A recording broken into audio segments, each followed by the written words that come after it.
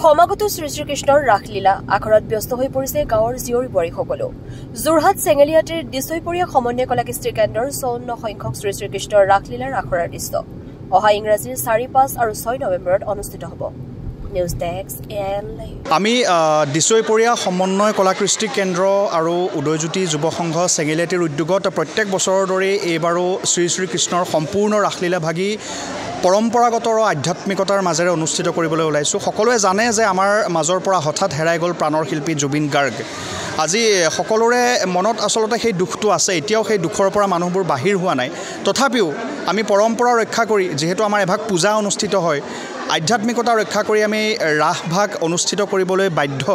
গতিকে আমি সম্পূৰ্ণ আধ্যাত্মিকতা আৰু পৰম্পৰাৰ মাজেৰে ৰাসভাগ অনুষ্ঠিত কৰিবলৈ ওলাইছোঁ 5, 6, 7 নৱেম্বৰ তাৰিখে।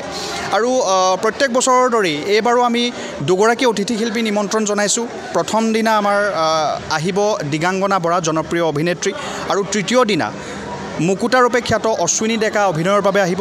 বাকী 99% আমাৰ স্থানীয় শিল্পীৰে ৰাসখন চলে। আৰু প্ৰাণৰ শিল্পী জুবিন গাৰ্গৰ প্ৰতিও আমি বিশেষ শ্ৰদ্ধাঞ্জলিৰ ব্যৱস্থা কৰিছোঁ।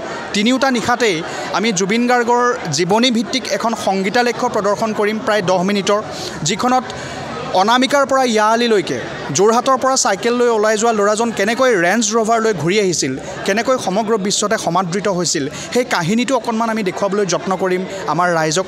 সমগ্ৰ প্ৰেক্ষাগৃহতে আমি জুবিন গাৰ্গৰ প্ৰতিচ্ছবি লগোৱাৰ ব্যৱস্থা কৰিছোঁ। প্ৰথম দৰ্শনীটো আমি জুবিন গাৰ্গৰ প্ৰতি উৎসৰ্গা কৰিম, আৰু লগতে এইবাৰৰ যি পবিত্ৰ মঞ্চ, সেই মঞ্চভাগো আমি জুবিন গাৰ্গৰ প্ৰতি উৎসৰ্গা কৰিবলৈ ওলাইছোঁ। আৰু লগতে যিভাগ পূজা আমি অনুষ্ঠিত কৰিম, সেই পূজা ভাগতো আমি ভগৱানক প্ৰাৰ্থনা জনাম তেখেতৰ আত্মাৰ সদ্গতিৰ অৰ্থে, আৰু লগতে যিসকলৰ বাবে জুবিন গাৰ্গৰ এনে কৰুণ মৃত্যু ঘটিল, সেইসকলে যাতে অতি সোনকালে ভগৱানৰ দুৱাৰতো শাস্তি লাভ কৰে, আমি তাৰ বাবে প্ৰাৰ্থনা জনাম। দ্ৰুত ইণ্টাৰনেট, দ্ৰুত সংযোগ এতিয়া এমনেট ফাইবাৰ ফাষ্টৰ সৈতে। বাফাৰ নহয়, স্পীড উৰণ। নয়ন ইনফৰটেকৰ এমনেট ব্ৰডবেণ্ড ব্যৱহাৰ কৰক। 3 মাহৰ ফ্ৰী ইনষ্টলেশ্যন পোৱা যায় মাত্ৰ 342ৰ পৰা। অসমৰ প্ৰতিটো ঘৰত দ্ৰুত ইণ্টাৰনেট এমনেট ফাইবাৰ ফাষ্ট আপোনাৰ লগত। অনলাইন কাম, খেল আৰু বিনোদন একে ইণ্টাৰনেটত সম্ভৱ। আপোনাৰ স্পীড আপোনাৰ পচন্দ 30 Mbps-ৰ পৰা 155 Mbps-লৈ। এতিয়া ধীৰ ইণ্টাৰনেটক বিদায় দি ফাইবাৰ ফাষ্ট লৈ আহক অসমত প্ৰথম দ্ৰুততম ইণ্টাৰনেট সেৱা MS নয়ন ইনফৰটেকৰ পৰা। নতুন যুগৰ নতুন স্পীড ফাইবাৰ ফাষ্ট ইণ্টাৰনেট ঘৰলৈ। যিকোনো খবৰ বিজ্ঞাপনৰ বাবে যোগাযোগ কৰক 7896121996।